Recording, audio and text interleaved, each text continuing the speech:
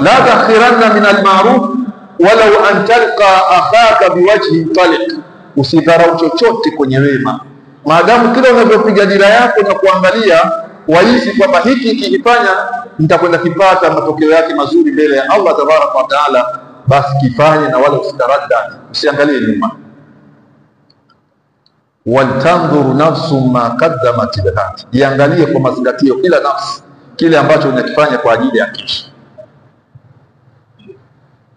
Wanadamu kama alivyosema al-Imam Shafi'i rahimahullah, an-nafsu tabqi ala ad-dunya wa qad alimat anna as-sa'adata fiha tarku ma fiha la dara lilmar'i ba'da al-maut yaskunuha illa allati kanat qabla al-maut baniha fa in banaha bi khairin taba maskanuhu wa in banaha bi sharrin khaba baniha amwaluna lidhil mirath najma'uha wa duruna li kharabi ad-dahri nabniha. Nafsi yoyote inalilia ulimwengu, hali ya kuwa kila nafsi inajua kwamba furaha kubwa ya mwanadamu ni kuachana na yale ya kiulimwengu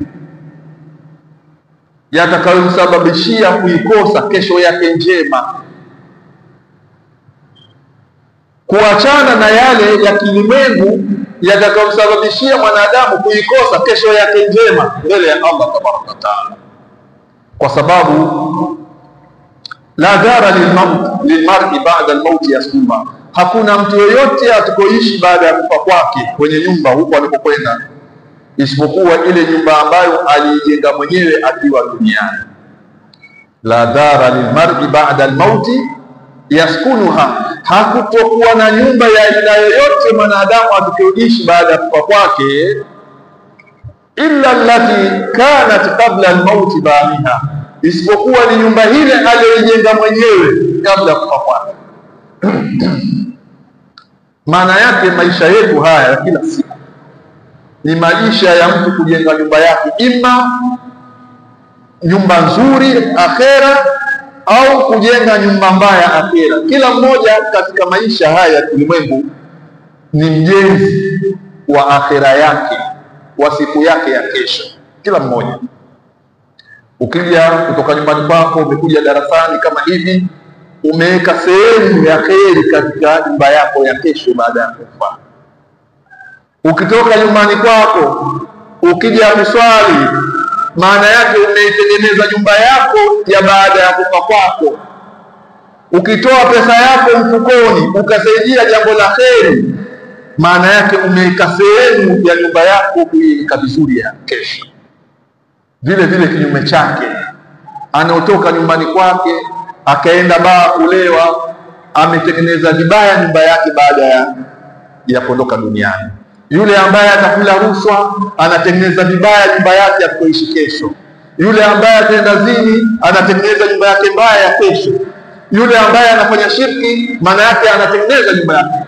La dara lilmar'i ba'da al-maut yaskunuha illa allati kanat qabla al-maut baniha, hakutokuwa na nyumba mtu ambaye ataishi baada ya kufa kwake isipokuwa nyumba ni ile aliyojenga mwenyewe alipokuwa duniani, katika maisha na matendo ya kila siku mtu anayofanya.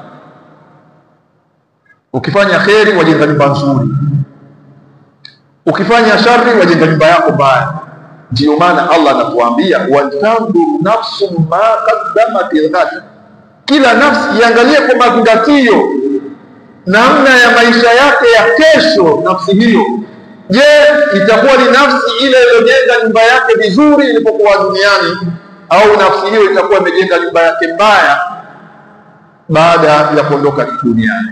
Mwenyezi Mungu atuhifadhi, ajalie matendo yetu ni ujenzi wa nyumba zetu nzuri baada ya kuondoka kwetu duniani. Aya hii ina maelekezo mazito sana. Aya hii ni taujihati tama wa kafa likulli muslimin aqil. Kila Muislamu na mwanadamu mwenye akili akiisoma aya hii anatakiwa afikirie mara mbili tatu kwamba mimi kama nafa sasa hivi, kesho yangu ni nzuri?